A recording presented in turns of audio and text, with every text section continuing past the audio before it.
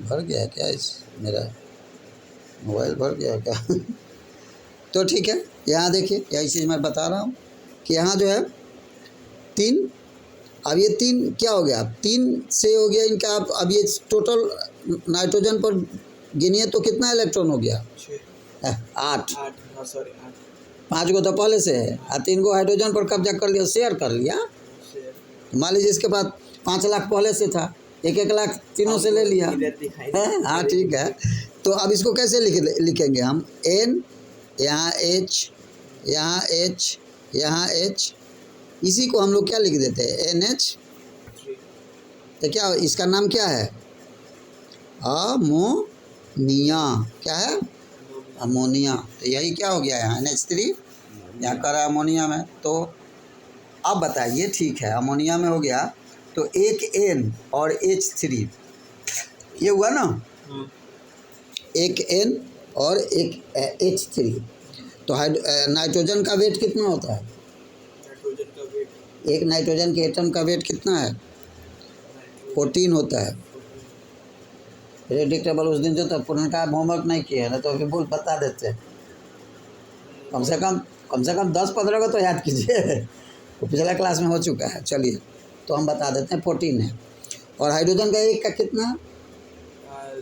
1.000 नहीं, 1 ही मानिए, 0 हटा दीजिए, 1 मानिए। तो 1, इसका कै गो एटम है? 3। तो रेशियो क्या है नाइट्रोजन और हाइड्रोजन का मास में? रेशियो बाय मास, बोले क्या है? रेशियो बाय मास किस में? अमोनिया में। तो 14 पर कितना है? 3 है।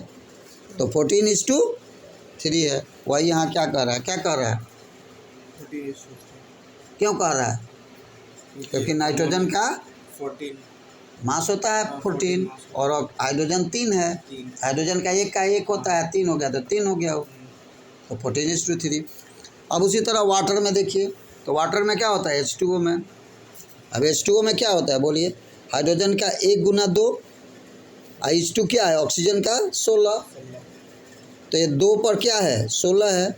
इसका सिंपल रेशियो क्या होगा? काटिए, तो 1 पर क्या हो जाएगा? तो 1 कौन? हाइड्रोजन। तो ऑक्सीजन 8। तो वही चीज़ यहाँ लिखा है, देखिए क्या कर रहा है? 1:8। कोई समझने में दिक्कत? अब उसी तरह आप आइए इसमें कार्बन और कार्बन डाइऑक्साइड में, CO2 में बताइए, CO2 में रेशियो क्या होगा? आप निकालिए, हम देखते हैं। कार्बन का 12 होता है, ऑक्सीजन का 16 होता है, निकालिए। तो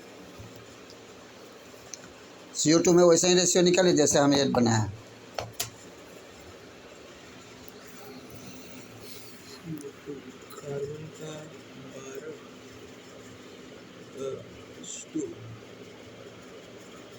ऑक्सीजन तो 16 इंटू 2 को नहीं है तो कितना होगा? इधर 12:16 दूना 32, 32। अब उसका सिंपल रेशियो निकालिए, 4 से काटिए, 4 3 12, 8 चौका 32, तो 3:8।